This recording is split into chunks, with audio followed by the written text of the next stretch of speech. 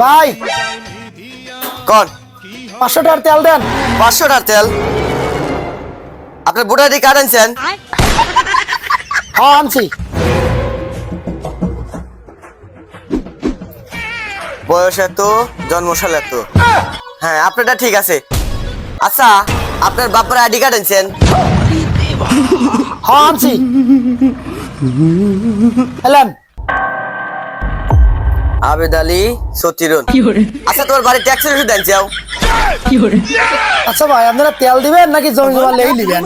এলেন। আরে ভাই, জমি জমার চেয়ে এখন তেলের কদর বেশি, বোঝেন না তো?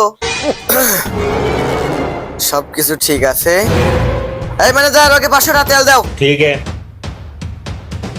দেন দেন ম্যানেজার ভাই দেন। भाई मैं अपने बोतल खोलन के हाथ पतेन नो नो नो नो जान भारी मिस्टेक हो गया सर